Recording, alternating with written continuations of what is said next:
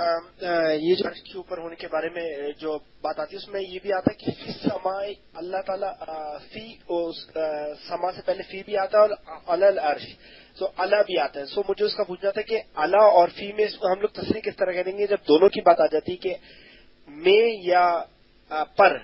تو میرا خیال ہے کہ میں شاید سمجھا سکوں میری بات کہ ان دونوں پہ ہم لوگ تصریح کس طرح کریں گے. دونوں الگ الگ چیزیں بنتی ہیں اگر ہم سے کوئی پوچھے اللہ اور فی میں.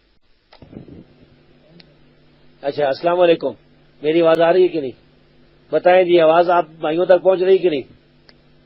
وائس اوکے ہوگی تو بھائی انہیں اس کا جواب یہ ہے کہ عربی زبان میں فی جو ہے فی اس کا ہر جگہ معنی میں نہیں ہوتا، ان نہیں ہوتا، بلکہ اس کا معنی علا اوپر بھی ہوتا ہے. فی کا معنی اوپر بھی ہوتا ہے عربی زبان میں، اور یہ عام طالب علموں کو بھی پتا ہے عربی زبان کے کہ فی بمعنی علا بھی آتی ہے. قرآن کریم میں اللہ رب العزت فرماتا ہے کہ سیرو فی الارض، زمین میں سیر کرو. کیا نبی صلی اللہ علیہ وسلم کے زمانے میں لوگ زمین میں سیر کرتے تھے؟ زمین میں کس طرح سیر کرتے تھے؟ فی کو اگر آپ اندر میں کریں گے تو اس کا مطلب ہے کہ زمین کے نیچے سرنگیں بنا کے اب سیر کرو. تو اللہ کے رسول کے زمانے میں تو سرنگیں، یہ فی بمعنی اعلیٰ ہے، اوپر لوگ سیر کرتے تھے، زمین پر چلتے تھے.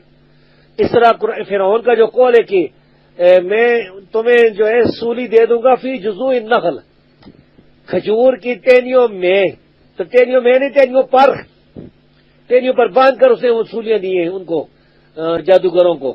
تو فی بمعنی اعلیٰ بھی آتا ہے. فی السما کا مطلب ہے علی السما، علی العرش اور فی السما دونوں کا ایک مطلب ہے. یعنی فی بمعنی اعلیٰ ہے، علی السماء اللہ آسمان پر ہے، فی اعلیٰ کو کہتے ہیں.